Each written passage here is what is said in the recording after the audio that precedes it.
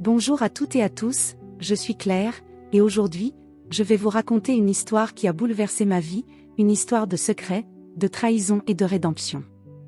Mais avant de commencer, je vous invite chaleureusement à vous abonner à notre chaîne YouTube, Histoire de tous les jours, où nous partageons des récits de vie aussi bouleversants que celui-ci. Cliquez sur le bouton d'abonnement et activez la cloche pour ne rien manquer. Maintenant, installez-vous confortablement, car ce que je vais vous confier est une vérité que j'ai portée en silence pendant des années, une vérité qui a éclaté au grand jour lors du mariage de mon fils, Julien. Je m'appelle Claire Moreau, j'ai 52 ans, et je vis dans une petite ville de province, dans une maison modeste qui sent le café du matin et les souvenirs d'une vie semée d'embûches. Si vous me croisiez dans la rue, vous verriez une femme ordinaire, avec des cheveux grisonnants tirés en chignon, des vêtements simples mais soignés, et un sourire qui cache bien des blessures. Pourtant, derrière cette façade, il y a une histoire que personne, pas même mon fils, ne connaît entièrement. Une histoire qui m'a menée à un moment où, devant une assemblée hilare, j'ai été humiliée, avant de voir le regard de mon bourreau se figer d'effroi. Laissez-moi vous ramener en arrière, à l'époque où tout a commencé. J'avais 20 ans, j'étais une jeune femme pleine de rêves, mais déjà marquée par une enfance difficile. Je suis née dans un village où la pauvreté était une ombre constante. Mes parents travaillaient dur, mais l'argent manquait toujours. À 18 ans, j'ai rencontré Marc, un homme charismatique, plus âgé, qui promettait de m'offrir le monde. Il m'a séduite avec ses mots doux et ses promesses d'une vie meilleure. Nous nous sommes mariés rapidement, et bientôt, j'étais enceinte de Julien. Mais le conte de fées s'est vite transformé en cauchemar. Marc était un manipulateur. Derrière son sourire, il cachait un tempérament colérique et une ambition dévorante. Il dépensait sans compter, s'endettait, et me reprochait mes origines modestes. « Tu ne seras jamais à la hauteur, Claire », me lançait-il lors de nos disputes. Quand Julien avait 2 ans, Marc a disparu du jour au lendemain, me laissant seule avec un bébé, un compte en banque vide et un cœur brisé. J'ai pleuré, j'ai crié, mais je n'avais pas le luxe de m'effondrer. Julien avait besoin de moi, et c'est pour lui que j'ai appris à me relever. Élever un enfant seul n'était pas facile. J'enchaînais les petits boulots: serveuse, femme de ménage, caissière, tout en veillant à ce que Julien ne manque de rien. Je me souviens des nuits où je cousais ses vêtements déchirés à la lumière d'une lampe vacillante, ou des matins où je lui préparais un petit déjeuner avec le peu qu'il restait dans le placard. Pourtant, Julien était ma lumière. Il grandissait avec un sourire qui me rappelait qu'il valait tous les sacrifices. Il était brillant, curieux, et à mesure qu'il grandissait, il devenait un jeune homme dont j'étais immensément fière. Aujourd'hui, Julien a 28 ans, et il est devenu un homme accompli, travaillant comme ingénieur dans une grande entreprise. C'est aussi un fils aimant, qui m'appelle chaque semaine et m'invite à déjeuner dès qu'il le peut. Mais récemment, une nouvelle personne est entrée dans sa vie, Élodie. Élodie Delacour, sa fiancée, est une femme d'une beauté froide, avec des manières raffinées et une assurance qui me mettait mal à l'aise. Elle venait d'une famille riche, les Delacour, des notables connus pour leur fortune et leur influence. Dès notre première rencontre, j'ai senti qu'Élodie me regardait de haut. Ses sourires étaient polis, mais ses yeux disaient autre chose. Claire, vous devriez essayer une robe plus adaptée pour le mariage, me dit-elle un jour, avec un sourire qui n'atteignait pas ses yeux. On vous prêtera quelque chose de notre collection familiale, si vous voulez. Je ravalai ma fierté. Merci, Élodie, mais je pense que je trouverai quelque chose qui me convient. Ce genre de remarque était fréquent. Élodie ne ratait jamais une occasion de souligner, subtilement ou non, la différence entre nos mondes. Elle parlait de ses voyages à Paris, de ses soirées dans des restaurants chics, tandis que je racontais mes souvenirs d'une vie simple, des pique-niques avec Julien dans le parc municipal. Julien, lui, semblait aveugle à cette tension. Il était amoureux, et pour lui, Élodie était parfaite. « Maman, elle t'aime beaucoup, tu sais », me disait-il. Elle est juste un peu stressée avec les préparatifs du mariage. Le mariage. C'était l'événement qui allait tout changer. Les Delacour avaient organisé une cérémonie grandiose dans leur domaine, une propriété somptueuse entourée de jardins impeccables. J'avais économisé pendant des mois pour m'acheter une robe élégante, pas trop voyante, mais qui me permettrait de ne pas détonner. Pourtant, à mesure que la date approchait, une boule se formait dans mon estomac. Je me sentais comme une intruse, une femme qui n'avait pas sa place dans ce monde de luxe et de privilèges. Quelques semaines avant le mariage, j'ai rencontré les parents d'Élodie, Pierre et Isabelle Delacour. Pierre était un homme d'une 50aine d'années, avec une allure imposante et un regard perçant. Isabelle, sa femme, était l'incarnation de l'élégance mondaine, avec des bijoux qui scintillaient à chaque mouvement. Lors de ce premier dîner, ils m'ont accueilli avec une politesse glaciale.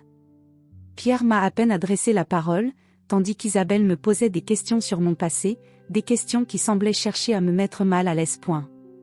Alors, Claire, vous avez toujours vécu dans cette petite ville ? Demanda Isabelle, un sourcil levé. Oui, j'aime la simplicité de la vie ici, répondis-je, essayant de garder un ton léger. Oh, comme c'est charmant, dit-elle, échangeant un regard amusé avec Élodie. Ce soir-là, en rentrant chez moi, je me suis regardée dans le miroir. J'ai vu une femme fatiguée, marquée par les années, mais aussi une femme qui avait survécu à tout. J'ai repensé à mon passé, à tout ce que j'avais traversé pour en arriver là. Et j'ai pensé à ce secret que je gardais enfoui depuis si longtemps, un secret que je n'avais jamais partagé, pas même avec Julien. Ce secret, c'était ma force, mais aussi ma plus grande peur. Et si quelqu'un découvrait la vérité ? Et si, au mariage, je devais faire face à ceux qui m'avaient blessé il y a des années, les jours précédant le mariage étaient un tourbillon d'émotions. J'étais fière de voir Julien si heureux, mais chaque interaction avec Élodie me rappelait ma place dans leur monde. Une semaine avant la cérémonie, j'ai surpris une conversation entre Élodie et une de ses amies, alors qu'elle pensait que je ne pouvais pas les entendre. « Il faudra bien gérer la mère de Julien », disait Élodie. « Elle risque de nous embarrasser. » Ces mots m'ont transpercé comme un poignard. J'ai serré les poings, retenant mes larmes. Embarrassée ?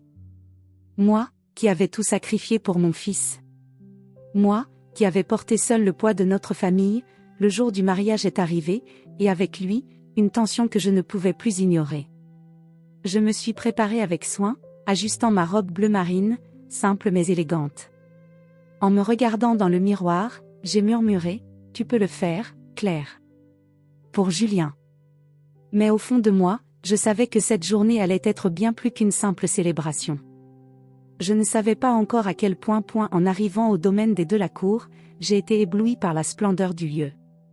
Des guirlandes lumineuses ornaient les arbres, des tables étaient dressées avec des nappes blanches et des compositions florales dignes d'un magazine. Les invités, tous plus élégants les uns que les autres, riaient et buvaient du champagne. Je me sentais minuscule, comme une ombre au milieu de cette opulence. Julien m'a accueilli avec un sourire radieux, m'embrassant sur la joue.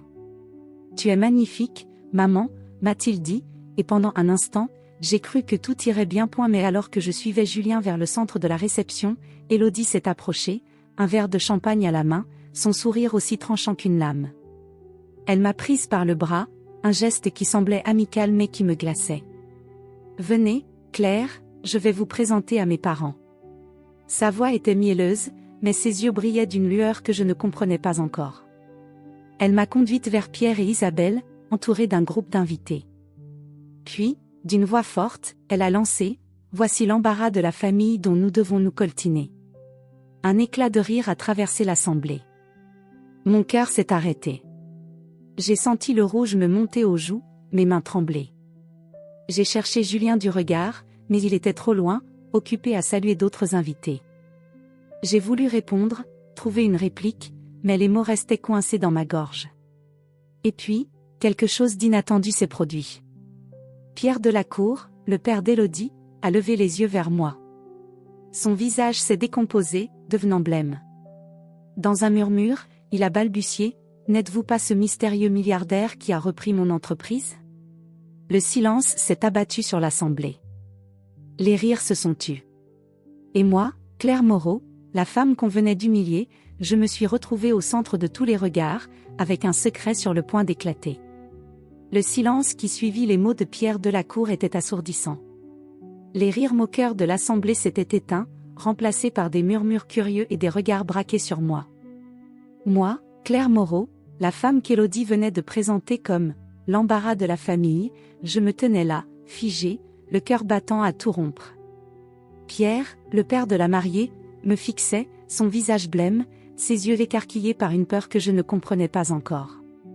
N'êtes-vous pas ce mystérieux milliardaire qui a repris mon entreprise, avait-il balbutié, et ces mots résonnaient encore dans ma tête, comme une bombe prête à exploser. Je sentais tous les regards peser sur moi. Élodie, à mes côtés, avait perdu son sourire narquois. Elle me dévisageait, les lèvres pincées, comme si elle cherchait à comprendre ce que son père venait de dire. Julien, mon fils, s'était rapproché, son visage marqué par la confusion. « Maman ? Qu'est-ce qu'il raconte ?» demanda-t-il, sa voix tremblante. Je voulais lui répondre, lui expliquer, mais ma gorge était nouée. Comment pouvais-je lui dire la vérité maintenant, devant tout le monde ? Comment pouvais-je révéler ce secret que j'avais gardé enfoui pendant plus de 20 ans ? Je pris une profonde inspiration, essayant de reprendre le contrôle. Je ne sais pas de quoi vous parlez, Pierre, dis-je enfin, ma voix plus ferme que je ne l'aurais cru. Mais mes mots sonnaient faux, même à mes propres oreilles. Pierre secoua la tête, comme s'il refusait de croire à mon déni. Non, Claire. Je vous reconnais. C'est vous, n'est-ce pas ? CM Holdings, c'était vous. Un frisson me parcourut. CM Holdings. Ce nom, que j'avais choisi avec soin pour rester dans l'ombre, était maintenant prononcé à voix haute, devant une foule d'inconnus. Je sentais la panique monter, mais je ne pouvais pas m'effondrer. Pas ici. Pas maintenant. Vous devez faire erreur, murmurai-je, avant de me tourner vers Julien. Allons parler ailleurs, mon chéri. Mais Élodie ne me laissa pas m'échapper si facilement. Attendez une seconde, lança-t-elle, sa voix tranchante. Qu'est-ce que c'est que cette histoire ? Vous, une milliardaire ? Elle éclata d'un rire nerveux, mais ses yeux brillaient de colère. C'est ridicule. Vous vivez dans une maison minuscule, vous portez des robes bon marché. Vous nous prenez pour des idiots ? Les invités s'étaient rapprochés, formant un cercle autour de nous.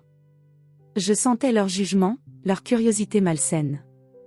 Isabelle, la mère d'Élodie, posa une main sur l'épaule de sa fille, mais son regard restait fixé sur moi, scrutateur. « Élodie, calme-toi, dit-elle doucement. Laisse Claire s'expliquer. » Mais il n'y avait rien de bienveillant dans sa voix. Elle voulait des réponses, tout comme les autres. Julien me prit par le bras, son expression oscillant entre inquiétude et colère. « Maman, dis-moi la vérité. Qu'est-ce qui se passe ? Pourquoi cet homme pense-t-il que tu es milliardaire ?» Ce mot, dans sa bouche, sonnait comme une accusation. Mon cœur se serra.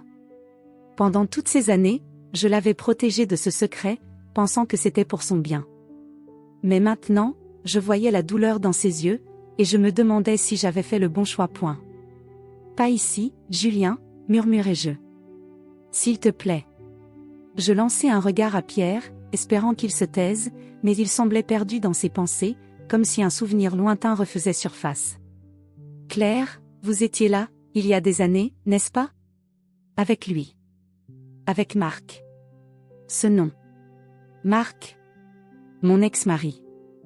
L'homme qui m'avait brisé, qui avait disparu en me laissant seule avec Julien. Entendre son nom dans la bouche de Pierre Delacour me fit l'effet d'un coup de poignard. Comment connaissait-il Marc ? Et pourquoi parlait-il de lui maintenant, au milieu de ce mariage ? Je sentais le sol se dérober sous mes pieds, mais je refusais de m'effondrer. Je ne sais pas de quoi vous parlez, répétai-je, plus fort cette fois, avant de tirer Julien par le bras. Viens, on s'en va. Mais Élodie s'interposa, ses yeux lançant des éclairs. Non, vous n'allez pas partir comme ça. Vous devez des explications, à nous tous. Si vous êtes vraiment ce que mon père dit, pourquoi nous l'avoir caché ? Pourquoi jouer les victimes, les pauvres petites femmes de province ? Ces mots étaient comme du venin. Chaque syllabe me ramenait à toutes ces années où j'avais lutté pour me faire une place, pour être plus que la femme abandonnée, plus que la mère célibataire sans le sou. Mais ce n'était ni le moment ni l'endroit pour me défendre. Je jetai un dernier regard à Pierre, puis à Élodie, et je murmurai, « Vous ne savez rien de moi. » Je m'éloignai, entraînant Julien avec moi, ignorant les murmures de la foule. Nous nous réfugiâmes dans une petite pièce à l'écart, une sorte de salon privé dans le domaine des Delacour. Julien referma la porte derrière nous, et pendant un instant, nous restâmes silencieux, seul avec nos pensées. Puis il explosa. Maman, qu'est-ce qui se passe? Pourquoi cet homme t'a appelé milliardaire? Et qui est Marc? Je m'assis sur un canapé, les mains tremblantes.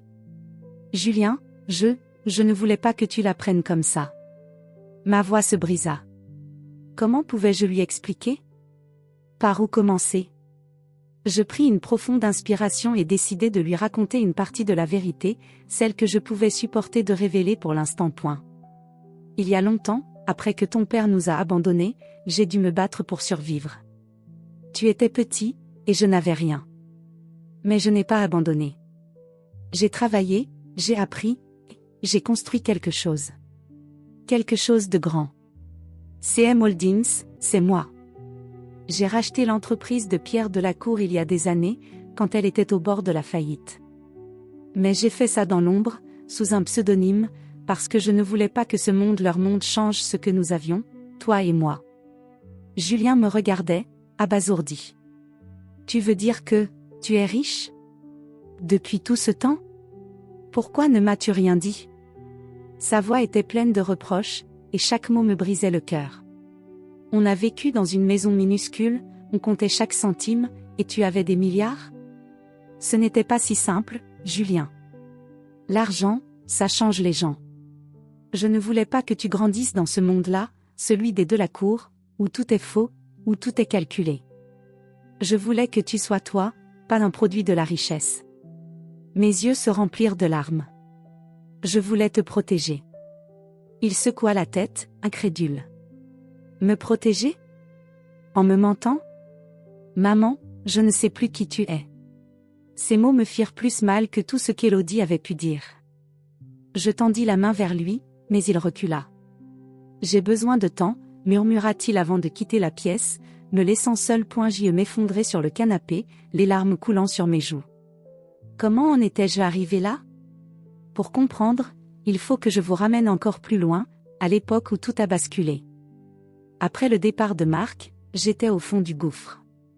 Mais un jour, en triant de vieux papiers, j'avais découvert un document étrange, une lettre de ma grand-mère, mentionnant un héritage familial dont je n'avais jamais entendu parler. Cet héritage, volé par Marc et ses associés, était la clé de ma transformation. J'avais juré de le récupérer, non pas pour moi, mais pour prouver que je valais plus que ce qu'on m'avait fait croire. J'avais étudié, travaillé sans relâche, et appris les rouages du monde des affaires. Sous le nom de CM Holdings, j'avais bâti un empire, rachetant des entreprises en difficulté, dont celle de Pierre Delacour. Mais je l'avais fait en secret, refusant de me montrer au grand jour. Pourquoi? Parce que je craignais que ce monde, celui de l'argent et du pouvoir, ne me prenne Julien. Et maintenant, ce secret menaçait de détruire tout ce que j'avais construit. Un coup à la porte me sortit de mes pensées. C'était Pierre. Il entra, l'air nerveux, ses mains tremblantes. Claire, il faut qu'on parle. Sa voix était basse, presque suppliante. Je ne voulais pas, je ne pensais pas que c'était vous. Pas après toutes ces années. De quoi parlez-vous, Pierre? Demandai-je, méfiante. Il hésita, puis murmura, Marc. Il m'a parlé de vous, il y a longtemps. Il disait que vous étiez spécial. Mais aussi qu'il vous avait tout pris. Mon sang se glaça. Marc est mort, dis-je, plus pour me convaincre moi-même que pour lui. Pierre secoua la tête. Non, Claire. Il n'est pas mort. Et je crois qu'il est plus près de vous que vous ne le pensez. Ces mots me frappèrent comme un coup de tonnerre. Marc, vivant? Après toutes ces années? Je repensais à son visage, à ses promesses, à la douleur qu'il m'avait infligée. Et maintenant, Pierre insinuait qu'il était de retour, tapi dans l'ombre. Où est-il? Demandai-je, ma voix tremblante de colère. Je ne sais pas exactement, répondit Pierre. Mais il a toujours été là, quelque part, à surveiller. Il savait pour l'héritage. Il savait pour vous. Je me levai, le cœur battant. Si vous mentez, Pierre, je vous détruirai. Il recula, comme s'il craignait que je mette ma menace à exécution. Je ne mens pas, Claire. Mais soyez prudente. Marc n'est pas un homme qu'on sous-estime. Je quittai la pièce, la tête en feu. Marc, vivant. Cette pensée tournait en boucle dans mon esprit. Était-il vraiment là, quelque part, à attendre son moment? Et pourquoi Pierre semblait-il si terrifié? Je repensais à l'entreprise que j'avais rachetée, à tous les documents que je n'avais jamais pris le temps d'examiner de près. Y avait-il des indices, des traces de Marc? Je décidai que je devais fouiller, enquêter, même si cela signifiait plonger dans un passé que j'avais voulu oublier. En retournant à la réception, je croisai le regard d'Élodie. Elle me dévisageait avec une haine à peine dissimulée. « Vous ne ruinerez pas ce mariage, Claire, siffla-t-elle. Peu importe qui vous êtes. » Je soutins son regard. « Ce n'est pas moi qui ai commencé, Élodie. Mais je ne me laisserai pas marcher dessus. » Alors que je m'éloignais, une détermination nouvelle s'empara de moi. J'avais passé ma vie à me cacher, à protéger mon secret. Mais maintenant, le passé revenait me hanter, et je n'avais plus le choix. Je devais affronter la vérité, pour Julien, pour moi. Et si Marc était vraiment vivant, je le trouverais. Peu importe le prix. Le mariage, censé être un moment de joie, s'était transformé en un champ de bataille. Les mots de Pierre Delacour résonnaient encore dans ma tête. Marc n'est pas mort. Mon ex-mari, l'homme qui m'avait abandonné avec un bébé et un cœur brisé, était-il vraiment vivant? Cette pensée me terrifiait autant qu'elle m'enrageait. Je me tenais dans le couloir sombre du domaine des Delacour, loin des rires et des cliquetis de verre de la réception, essayant de reprendre mon souffle. Julien était parti, blessé par mes secrets. Élodie me haïssait, et Pierre semblait cacher quelque chose de bien plus grand que je ne l'imaginais. Mais je n'avais plus le luxe de m'apitoyer. Si Marc était là, quelque part, je devais le trouver avant qu'il ne détruise tout ce que j'avais construit. J'y retournai dans ma petite maison ce soir-là, incapable de rester une minute de plus dans cette mascarade. En ouvrant la porte, l'odeur familière du bois et du café m'enveloppa, mais pour la première fois, elle ne m'apaisa pas. Je m'assis à la table de la cuisine, les mains tremblantes, et sortis une vieille boîte en métal cachée au fond d'un placard. À l'intérieur, il y avait des souvenirs de mon passé avec Marc, des photos jaunies, des lettres, et ce document qui avait tout changé, la lettre de ma grand-mère mentionnant un héritage familial. Je l'avais découverte il y a des années, après le départ de Marc, et elle m'avait donné la force de me relever. Mais maintenant, je me demandais si elle contenait des indices sur ce que Pierre savait. J'y dépliai la lettre, mes yeux parcourant les lignes manuscrites. « Ma chère Claire, écrivait ma grand-mère, il y a une fortune qui t'appartient, cachée dans les terres de notre famille. Ton père n'en a jamais parlé, mais elle est à toi. Protège-la. » À l'époque, j'avais cru que Marc avait volé cet héritage, mais je n'avais jamais trouvé de preuves concrètes. Était-il possible qu'il ait travaillé avec Pierre pour me dépouiller? Et si oui, pourquoi Pierre semblait-il si terrifié maintenant? Le lendemain matin, je pris une décision. Je devais fouiller dans les archives de CM Holdings, l'entreprise que j'avais bâtie sous pseudonyme. Si Marc était vivant, il avait peut-être laissé des traces dans les documents liés au rachat de l'entreprise de Pierre. Je contactai mon avocat, Antoine, un homme discret qui connaissait mon secret depuis des années. « Claire, vous êtes sûre de vouloir remuer tout ça ?» me demanda-t-il au téléphone. « Si Marc est impliqué, ça pourrait être dangereux. »« Je n'ai pas le choix, Antoine, » répondis-je. « Il est temps que la vérité éclate. » Je me rendis à Paris, dans les bureaux de CM Holdings, un immeuble discret mais élégant que j'avais choisi pour rester dans l'ombre. Là, je passais des heures à examiner des dossiers, des contrats, des registres. Et puis, je trouvai quelque chose. Un document datant de 20 ans, signé par Pierre Delacour et un certain Monsieur Dubois. Ce nom ne m'était pas inconnu. Marc utilisait parfois des pseudonymes pour ses affaires douteuses. Le document détaillait un transfert de fonds massif, lié à une propriété qui correspondait à l'héritage de ma grand-mère. Mon sang bouillit. Marc et Pierre avaient conspiré pour me voler ce qui m'appartenait. Mais pourquoi Pierre avait-il semblé si choqué en me voyant? Était-il possible qu'il ne savait pas que j'étais derrière CM Holdings? Pendant ce temps, à la maison, les tensions avec Julien s'aggravaient. Il m'avait envoyé un message sec. « Je ne comprends pas pourquoi tu m'as menti. J'ai besoin de temps. » Chaque mot était une blessure. J'avais tout fait pour lui, et maintenant, il me voyait comme une étrangère. Je lui écrivis une longue lettre, lui expliquant mon passé, mes choix, mais je n'eus pas le courage de l'envoyer. Pas encore. Je savais qu'il me faudrait plus que des mots pour regagner sa confiance. Mais ce n'était pas seulement Julien qui me préoccupait. Élodie, déterminée à protéger l'honneur de sa famille, avait commencé à répandre des rumeurs. Lors d'un déjeuner avec des amis, elle avait insinué que j'étais une manipulatrice, une femme qui avait menti sur son passé pour s'infiltrer dans leur monde. Ces rumeurs parvinrent à mes oreilles par une vieille amie, Sophie, qui m'appela pour me prévenir. « Claire, fais attention », me dit-elle. « Élodie raconte à tout le monde que tu es une arnaqueuse. Elle veut te discréditer. » Je sentais la colère monter en moi. Élodie ne savait rien de ce que j'avais traversé, des nuits blanches, des sacrifices, des combats pour récupérer ce qui m'avait été volé. Mais elle n'était pas la seule à poser problème. Isabelle Delacour, la mère d'Élodie, commençait à poser des questions. Lors d'une rencontre fortuite dans un café, elle m'aborda avec un sourire faussement amical. « Claire, je me demande, comment une femme comme vous a-t-elle pu racheter l'entreprise de mon mari ? Et pourquoi tout ce mystère ?» Je sentis une menace dans sa voix. « Isabelle, dis-je calmement, je ne suis pas celle que vous pensez. Mais si vous voulez jouer à ce jeu, soyez prête à affronter la vérité. » Elle plissa les yeux. « La vérité ? Oh, Claire, je connais beaucoup de vérités sur vous. Marc m'en a parlé, à l'époque. Ce fut comme un coup de massue. Isabelle connaissait Marc ? Depuis quand ? Et que savait-elle ? Je me forçai à garder mon calme. Marc est parti il y a longtemps. Tout ce qu'il a pu dire n'a plus d'importance. Elle sourit, un sourire glacial. Vraiment ? Alors pourquoi Pierre est-il si nerveux depuis qu'il vous a vu ? Je quittai le café, le cœur battant. Isabelle savait quelque chose, et elle n'était pas de mon côté. Mais ce n'était pas tout.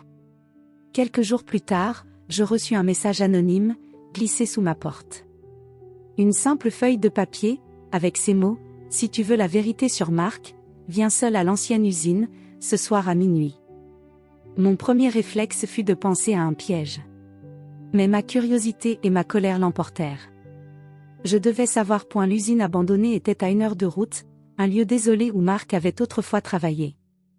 En y arrivant, sous la lumière pâle de la lune, je sentis un frisson me parcourir. L'endroit était silencieux, trop silencieux. Je m'aventurai à l'intérieur, mais pas résonnant sur le sol poussiéreux. Dans un coin, je trouvai une enveloppe. À l'intérieur, il y avait des photos de moi et Marc, datant de l'époque de notre mariage. Sur l'une d'elles, un mot était griffonné, « Tu ne m'échapperas pas cette fois ». Mon cœur s'arrêta. C'était l'écriture de Marc. Je le savais, je la reconnaissais. Il était vivant. Et il me cherchait. La peur s'empara de moi, mais elle fut vite remplacée par une rage brûlante. S'il pensait pouvoir me briser une seconde fois, il se trompait. J'avais survécu à son abandon, à la pauvreté, à la solitude. Je n'étais plus la jeune femme naïve qu'il avait laissée derrière lui. En rentrant chez moi, je contactai à nouveau Antoine. « Trouve tout ce que tu peux sur Marc Dubois, dis-je. Et sur Pierre Delacour.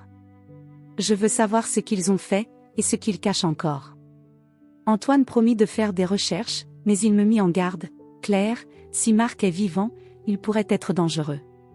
Et s'il travaille avec les Delacour, vous êtes en terrain miné. » Les jours suivants furent un tourbillon de doutes et de découvertes.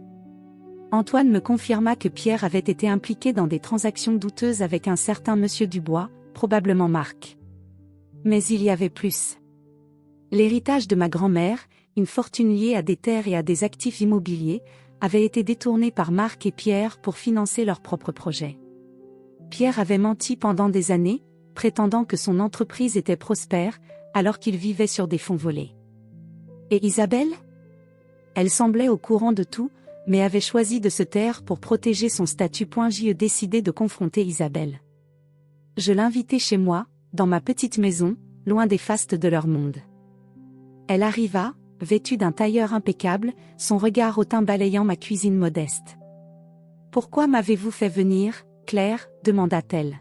« Parce que je veux la vérité, dis-je, posant les photos de l'usine sur la table. » Vous saviez pour Marc. Vous saviez pour l'héritage. Pourquoi ne m'avez-vous rien dit? Elle pâlit, mais retrouva vite son aplomb. Vous pensez que je vais tout vous raconter? Marc était un opportuniste, oui, mais il était utile. Et Pierre, il a fait ce qu'il fallait pour sauver notre famille.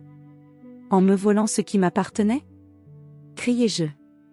Vous avez laissé Marc me détruire, et maintenant vous protégez votre précieux statut. Isabelle se leva, furieuse. Vous ne comprenez rien, Claire. Ce monde ne pardonne pas la faiblesse. Si vous voulez jouer, assurez-vous d'être prête à perdre. Après son départ, je me sentis plus seule que jamais.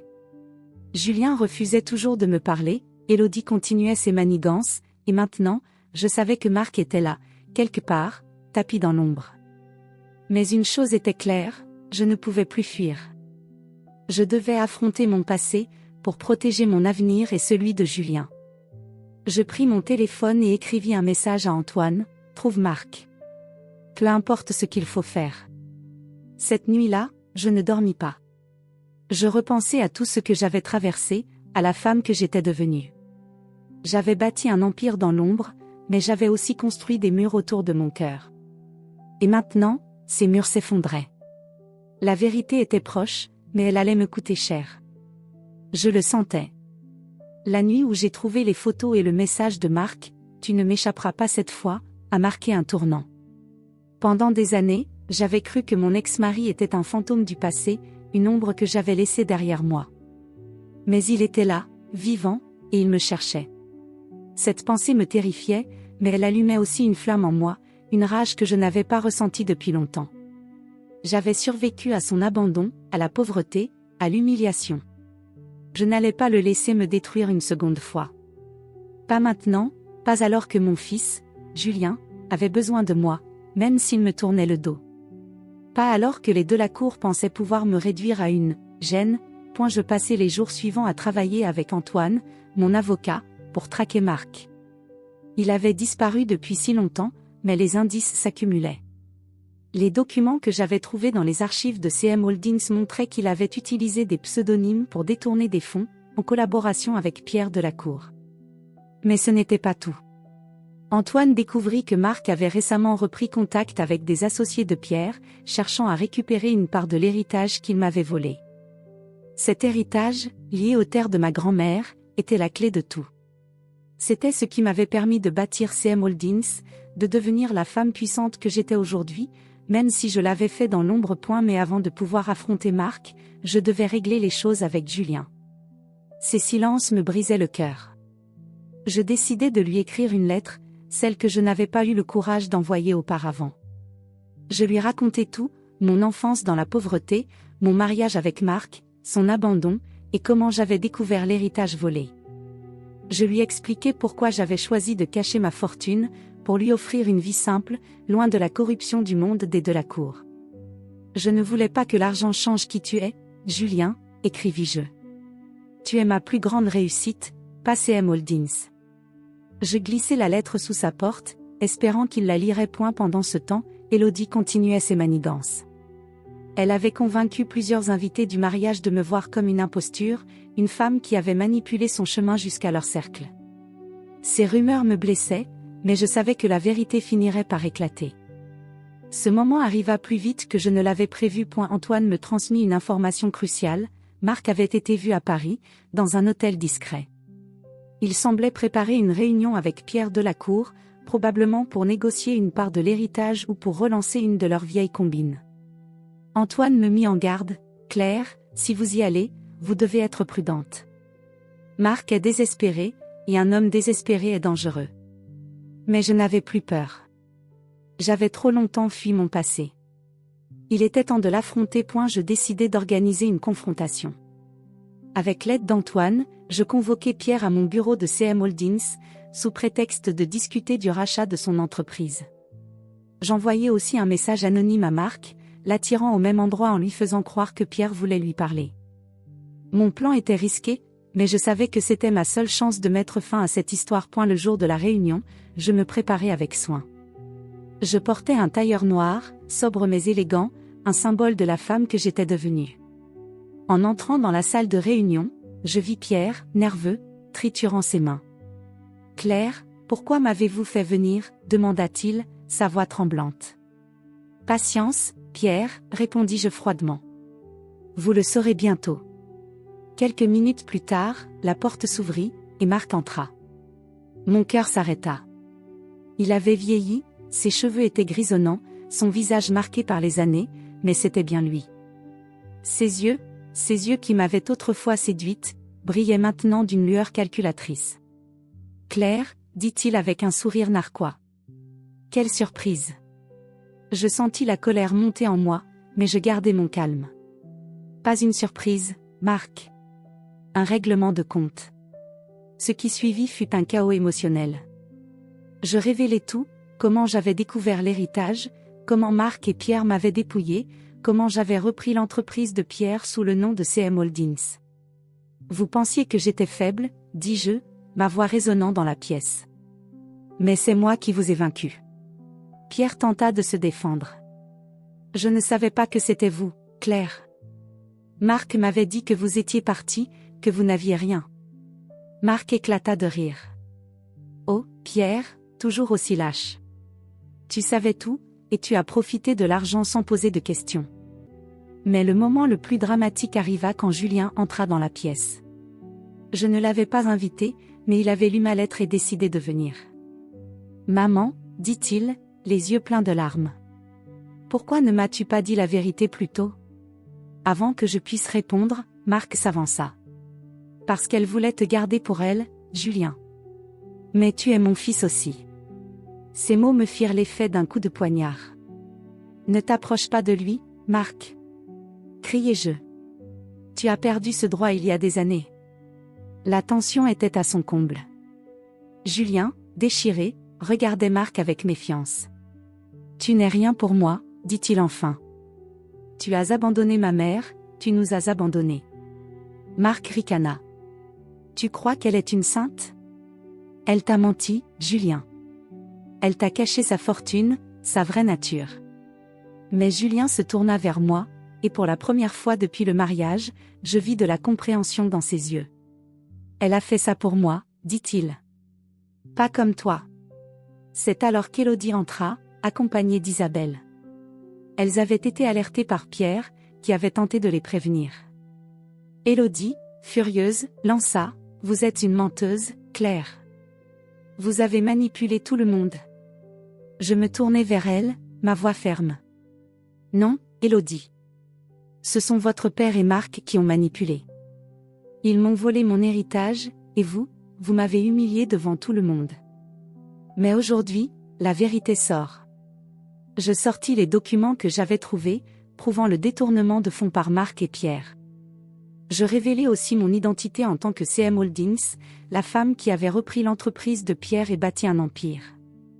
L'assemblée Pierre, Isabelle, Élodie, Marc était silencieuse, abasourdie. Puis, je fis entrer Antoine, accompagné de 2 officiers de police.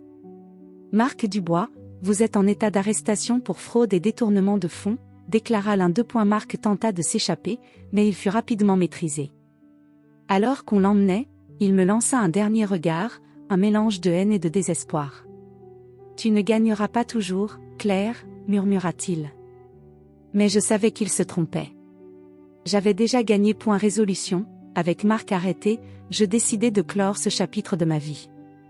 J'engageai des avocats pour récupérer officiellement l'héritage de ma grand-mère, mais je pris une décision qui surprit tout le monde, je donnai une grande partie de cette fortune à des œuvres caritatives, pour aider des femmes comme moi, qui avaient dû se battre seules. Je gardai assez pour vivre confortablement, mais l'argent n'avait jamais été mon but. C'était la justice, pour moi, pour Julien. Pierre, brisé par la perte de son pouvoir, vint me voir quelques jours plus tard. Claire, je suis désolé, murmura-t-il. J'ai été faible, j'ai suivi Marc. Je ne savais pas qui vous étiez vraiment. Je le regardai, sans colère, seulement avec pitié. Vous avez choisi votre chemin, Pierre. Maintenant, vivez avec. Élodie, elle, changea d'attitude. Lors d'une rencontre inattendue, elle s'excusa, les larmes aux yeux. J'ai été horrible, Claire. J'étais jalouse, Je voulais protéger ma famille, mais j'avais tort. Je la regardais, et pour la première fois, je vis une jeune femme vulnérable, pas la fiancée arrogante du mariage. On fait tous des erreurs, Élodie, dis-je. Ce qui compte, c'est ce qu'on fait après. Notre relation ne serait jamais parfaite, mais un respect naissant s'installait. Julien et moi nous réconciliâmes dans une étreinte émouvante. Je suis fière de toi, maman, me dit-il. Tu es la femme la plus forte que je connaisse. Ces mots guérirent des années de douleur. Nous décidâmes de repartir sur de nouvelles bases, plus honnêtes, plus ouvertes. Dénouement. En repensant à tout ce chemin, je me rends compte que la vie m'a appris des leçons dures mais précieuses. J'ai appris que la force ne vient pas de l'argent ou du statut, mais de la capacité à se relever, encore et encore. J'ai appris que les secrets, même bien intentionnés, peuvent blesser ceux qu'on aime. Et j'ai appris à pardonner pas pour les autres, mais pour moi, pour me libérer. Aujourd'hui, je vis toujours dans ma petite maison, mais je ne me cache plus. Je suis Claire Moreau, une femme qui a surmonté la trahison, la pauvreté et la peur. Et je suis prête pour un nouveau chapitre, un où je peux être moi-même, sans honte, sans secret. Avant de vous quitter, je veux vous inviter à partager vos propres histoires. Abonnez-vous à notre chaîne YouTube, Histoire de tous les jours, où nous racontons des récits de vie qui touchent le cœur. Cliquez sur le bouton d'abonnement et activez la cloche pour ne rien manquer. Merci de m'avoir écouté, et rappelez-vous, peu importe d'où vous venez, vous avez la force de changer votre destin.